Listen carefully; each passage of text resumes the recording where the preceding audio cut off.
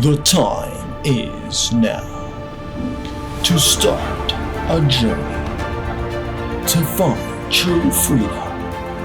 Break the chains. Become God's best. This is Freedom Quest with Terry Baxter. Welcome back to Freedom Quest. We've got a real exciting episode today. As you notice, I'm dressed a little different. I've got a camo sweatshirt on here, and I've got a good friend of mine with me, Kenlee Mary, and exciting to have you here. Glad to be back. You know, if I were to pick Kenlee's work, the last episode we talked about, he's been a horseshoer, and yes. Kenlee's works as a truck driver. But really, one of the things that's probably your forte is your love for the outdoors and sporting events. Yes. Yes, that's actually part of what brought us together. It sure is. Yes. I'm kind of an evangelist over the years, and one of the ministries I've had for years is ministering at sportsmen's events. I'll go to a Bible camp for a men's retreat, maybe into a church for the venison feed, and because I like hunting and fishing, God has given me some very unique opportunities in that area.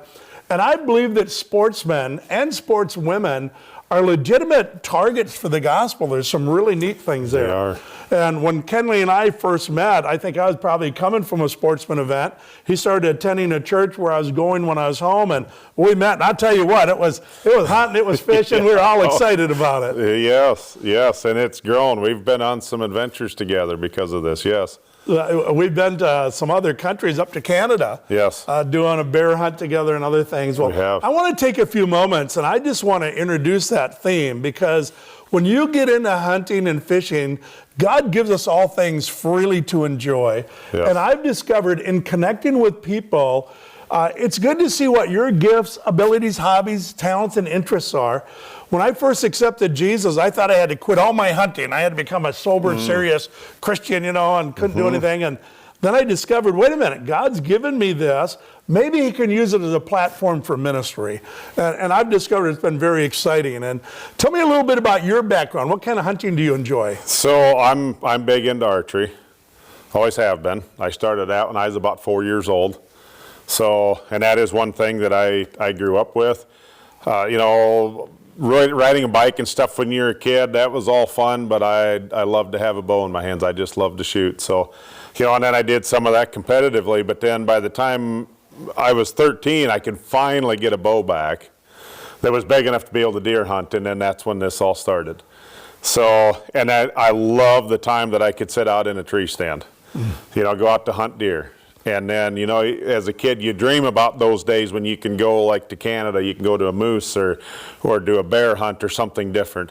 And the Lord blessed me with opportunities even to do that kind of stuff. And then, with the competitive side of it, we actually did do a program with the school called NASP. It's a National Archery in the Schools program. But on the other side of that, with NASP, they actually have a ministry called Centerpoint that actually is stemmed from that program. And that's competitive archery for kids from 4th through 12th grade. And that's been awesome. I'm personally a friend of Matt McPherson that owns a Matthews Bow Company. He owns a Missions Bow Company. And he's the one that started that with the Genesis bow. And one of the things Matt wanted to do was use archery to put in the hands of a lot of kids that might not be your football player, your basketball player, yes. Didn't think they've got any ability, and make archery available in schools. And you've been kind of a leader of a chapter for a period of time with that. And I love yes. the way you've taken archery and you've reached out to some of these young people, both boys and girls, yes. and brought them into archery. Could you talk a little bit about what you've seen with the value of using archery to build character and reach kids? So when we started the program, trying to get the help to do this, we started getting everything organized. And the guy that I was working with, our mission was to reach these kids, to give them a place they can come and have some self-confidence that they're not athletes that are going out for football, basketball, wrestling, but yet they feel like they're separated, that they can't have anything in common with those kids because they don't play those sports. We had kids from wrestling, from football, from basketball, they all come in and chat. So now all these kids get to interact with each other. Now when they go back to school, they've got something in common. So you can bring kids and lift their view of themselves. You can lift it up that, hey, I can do this. I got something I can do now. You don't have to be an athlete. There's people in wheelchairs that shoot bows. There's people that have no arms that can shoot bows. So anybody can do it. But to be able to lift them up to where their confidence starts to coming up. So, and then we actually, for a time at church, we actually did the center point for a time too, where we had archery outside. And then we started reaching the youth with that and the children in the church. You know, that's really exciting. Some of these kids come in and they don't have a real strong self-image. They don't have a lot of confidence. And you put a bow in their hands, and there's something about archery where when they start getting that, you just start watching them change and opening up and seeing some neat things develop. Now, you were able to see some of these young people go on and actually compete at state. They did. We had some even at the state tournament that qualified to go to nationals. But when you watch the ones that can do that, the amount of discipline that they start to gain, which is important. In any walk of life, it is important to have that discipline. In our study in the Bible and our prayer lives, it is all important to have that discipline. You know, when you get up in the morning and you don't feel like, well, I don't feel it today, but you still make the choice and discipline to do it anyway. Because the Lord's going to speak to you. Even when you have to make the decision to go talk to Him, and He will speak to you then. So, you know, we watch these kids that come in there and they have the discipline to practice. And they're willing to listen, they're willing to learn. And then you can watch the success. It is so fun to watch people grow. And to watch you build into their life and connect with young people had been really exciting to see. One of the blessings about archery is it's a biblical term. In fact, it's right in the heart of the gospel. You know, the book of Romans 3:23 says, all have sinned and come short of the glory of God. And that word sin is literally an archery term. It means to miss the mark, to fall short. And spiritually speaking, we've all fallen short. We've all sinned. And God has a plan for us. And there's something about archery that puts it right into the heart of bringing people to the gospel. And I've discovered that traveling around the country doing a sportsman's event. I often bring my bow along, and yes. I have messages just with bow and arrow. Have you found that to be a connection point, a transition point into the gospel? Yeah, I have actually watched that grow. Because for a long time, archery it was one of the fastest growing sports in the country. And when you can use that for that, where you can bring people just even of like minds, bring them together. But when you have an opportunity where now you have something in common with somebody, and you can go out there and you can start nurturing that part of the relationship, and then you start, when you have chances to put Jesus into it, that's when you bring it in, and the prompting will be there. And I've been guilty of it too, where I did not do it at the time when the Holy Spirit was talking to me to mention something, and then I didn't do that. And then I come back and the Holy Spirit says, why didn't you? And then, so now you start looking for another opportunity. Mm-hmm. Okay, we can't stop because, I failed, I got to give it up. No, you don't. You move on to another opportunity. It's because the bottom of the line is archery is a lot of fun and it creates a lot of discipline. It's a way to bring people together. But coming to Jesus and living for Him is ultimately what life is all about. You know, it's amazing how many sporting shows today with hunting, fishing, or those kinds of things are Christians putting together programs as to how to reach out and connect with non-Christians who love that hunting, love that fishing, love the outdoors. And there's just something about that is a very amazing ministry contact point.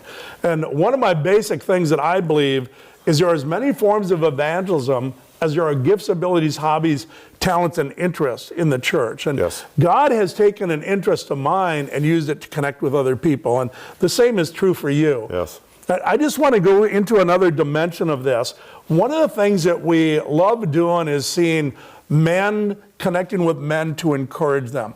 You and I have spent some time together on some hunts, and it's not always about just hunting, is it? It's not. Sometimes we just slip into conversations about the Lord. Why don't you talk about what that means? Yes, it's as iron sharpens iron, men sharpen men, right? So we can be an encouragement to each other. And we've been on hunting trips. We've been to different places doing this. And that's just an opportunity to be able to be together. And there's a relationship that's built. the camaraderie that you have with the people and the encouragement that you can give to the people and understanding people's lives, because generally in a situation like that, most people are going to open up a little more, and you're kind of in that personal level now where they can start to share their story.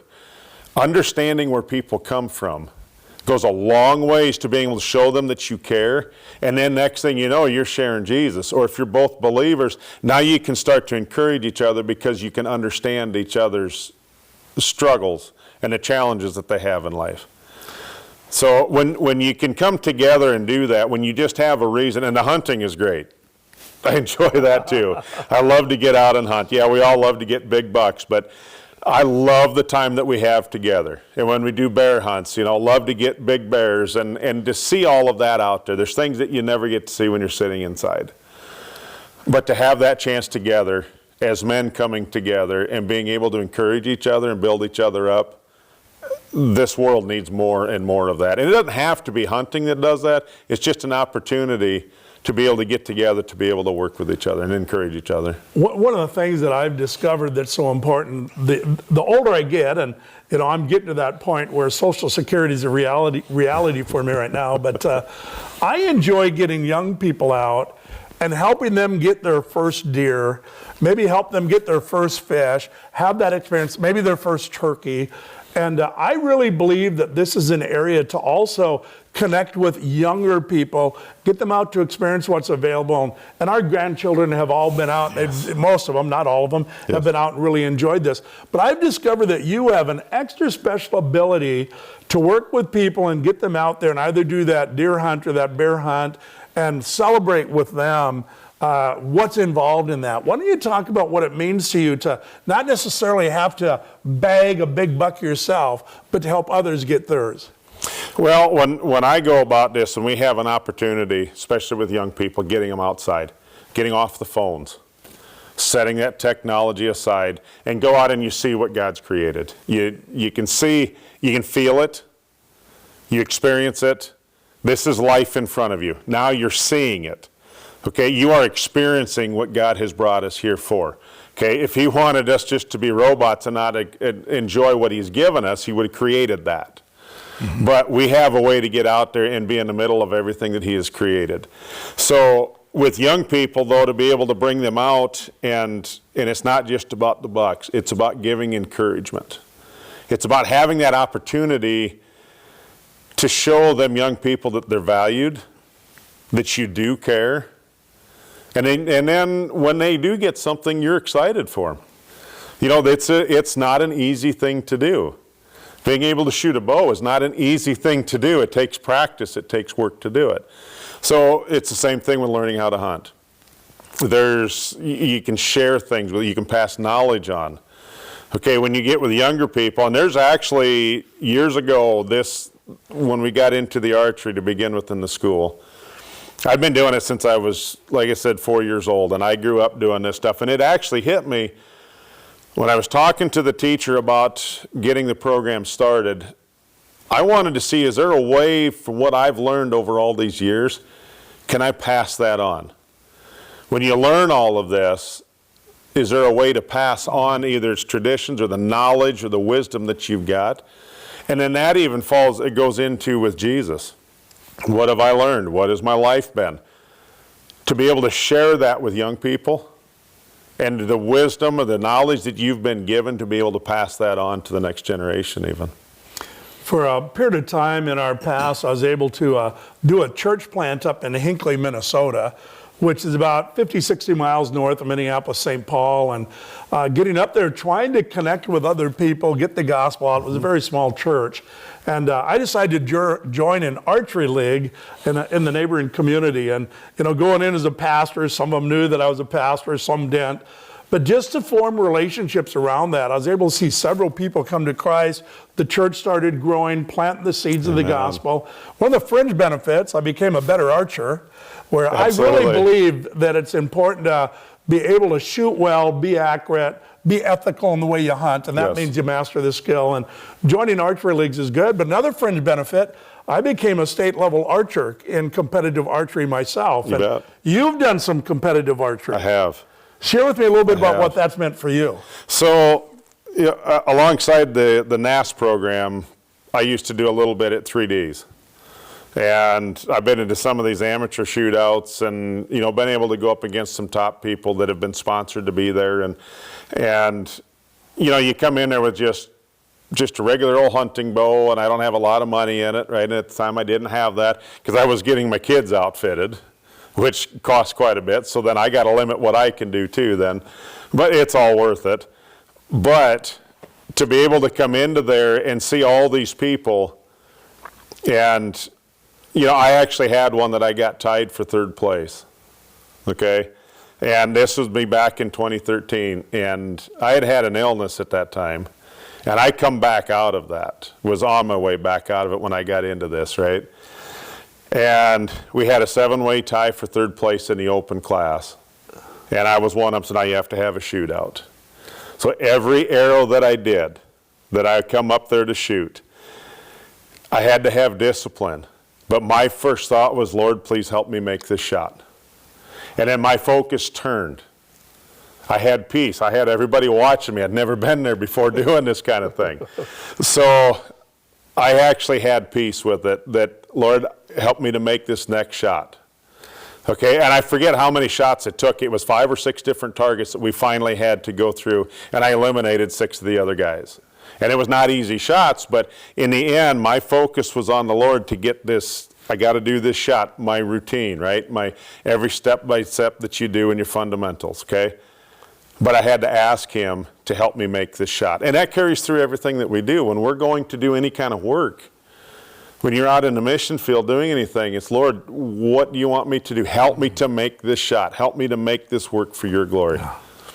One of the other things that is part of you, Kenlee, is you're kind of a natural engineer, technician. You're challenged by figuring things out. Mm-hmm. I've watched you over the years take archery and get into the other side of it. And that's taking a bow and making the best out of a bow. Sometimes I've seen you take archery equipment that maybe wasn't the best tuned, and by the time you're done with it, that thing's just drilling tacks. And the Christian life is a lot like that. And maybe you could take a moment and just talk about what it is to tune in a bow, get the arrows tuned in. You work not only with bows, but you work with arrows. I mean, yes. You fletch your own arrows, you're always experimenting, you're doing stuff like that. But there's an analogy there for the Christian life, that God wants our life to be tuned. Yes. Maybe you could just give us some application in that direction. So, how are you going to tune your life? How do you want to know how to tune your life? There's 2 things that you're going to have to look at. Your first one's going to be prayer. How can you work with somebody or work for somebody if you don't know who they are? You need to have that communication with them.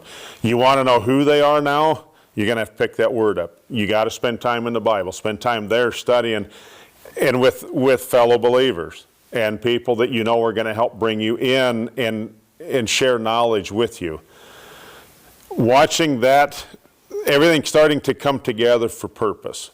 When we're tuning a bow, there are engineers out there that make these, designers that make everything, and we're talking technical, right down to the last little detail.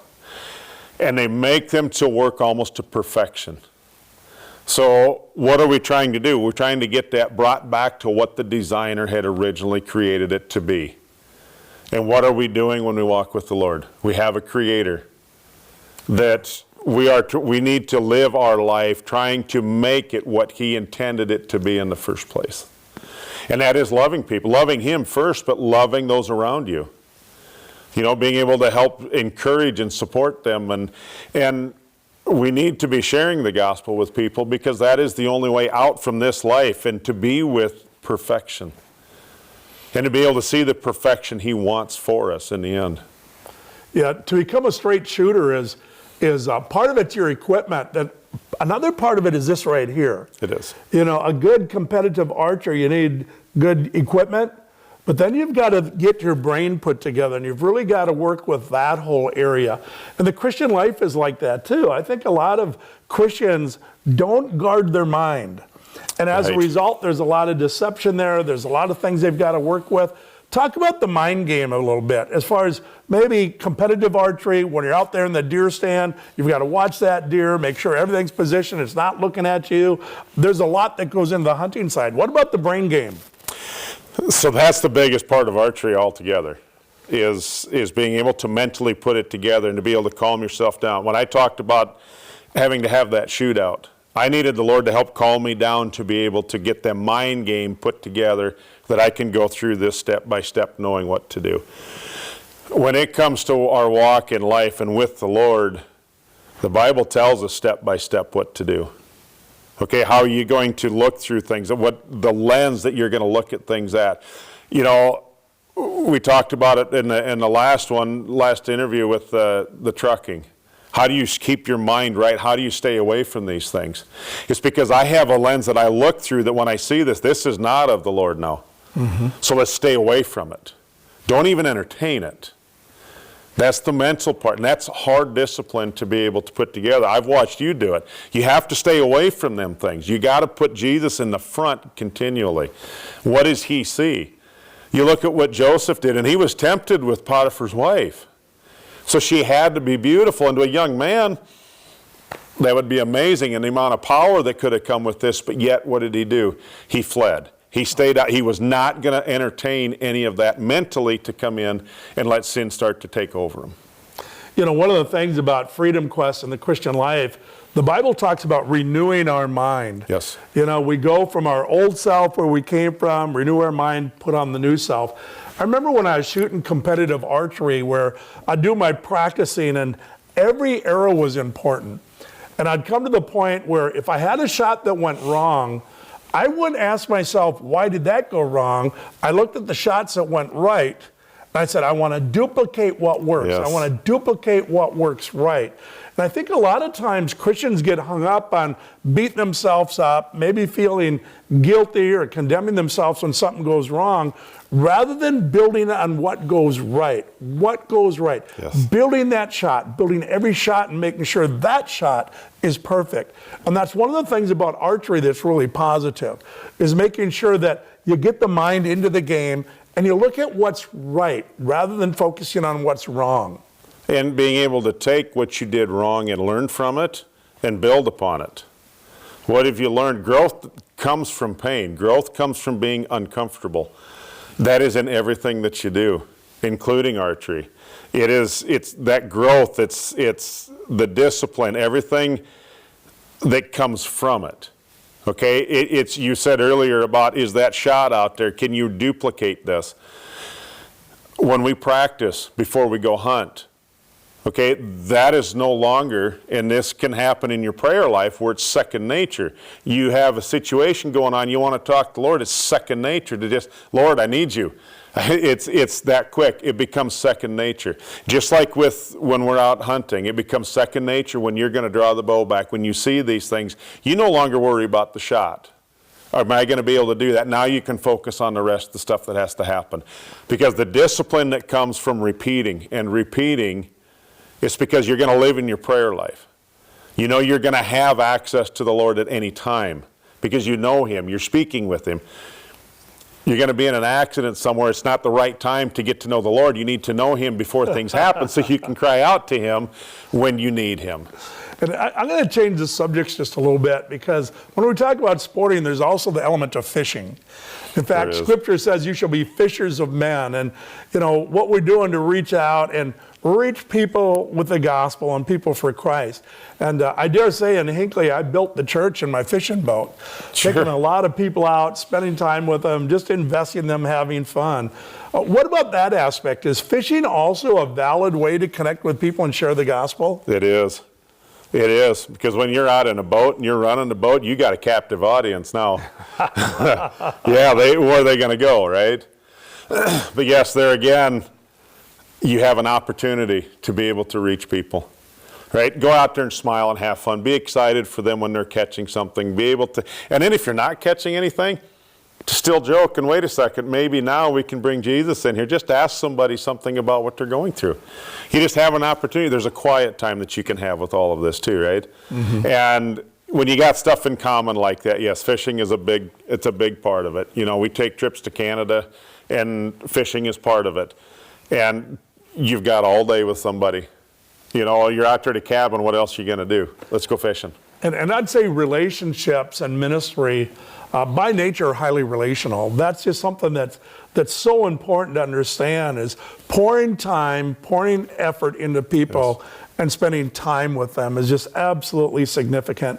You know, the other side of this whole thing that's important is when you have a joint common experience with someone, there's something about the life on life and the after-go relationship. I mean, the ongoing relationship. Yes. You can be with someone and then meet them a year later. It's like you pick up right where you're at when you left off. Isn't that something? Yeah, you come up, you shake their hand, and glad to see you, and what's going on, how you doing? And you've only met them for 6 days out of a year on a trip, but yet they never forget that. And how exciting would that be to even do that for the Lord? And I'm going to say again, this comes to the backdrop of both yourself, and I believe that I do this myself. I try to look at the ministry value, what can happen for Jesus in anything we do. I don't think it's a mistake that when Jesus called his disciples, the first 4 were fishermen. They were sportsmen. They understood something about the outdoors. And I just want to encourage people here to take and get out there, do something, form relationships. It's not about the deer you harvest. Correct. It's not about the bear you might get or the turkey you harvest, the fish you catch. The real trophy comes down to the people. It is. It is. And to win somebody for the Lord, well done, good and faithful servant. And to build that relationship that goes on and to have an influence on the next generation. And I just want to say that for Jesus, and I saw him do this through the Bible in the 4 Gospels, he's constantly out in everyday life, connecting with people in everyday life. And this is one of the areas where everyday life can bring people maybe out of their routine, out of what they're stuck in, get them out there, relax a little bit, have a casual, natural conversation, and by God's grace, lead into the gospel. Absolutely. Absolutely. When somebody else can watch what you're doing and maybe have the confidence that, you know, I can do that, and encourage them to be able to get out and to do that. To step away from phones, to step away from technology, to just step away from all the chaos and the distractions. One of the things I'm looking at is getting into bushcraft a little bit, where you're doing camping, where you have to get out and maybe do some survival trip and some foraging and that kind of thing, and try to reach young people that way. One of the reasons we wanted to do this is to encourage you where you are at in your life. Pour yourself into people. Find some really good, wholesome, neutral activities and have an impact for Jesus. Part of being free in your life is so that Jesus can use you to influence and impact others. It's just so exciting being available for God. Terry Baxter is co-founder of Go Serve Global and Freedom Quest Deliverance Training. To book Terry for a Freedom Quest training for your church or ministry, or for more information on Freedom Quest and to order your study resources, connect with Terry at office@goserveglobal.org.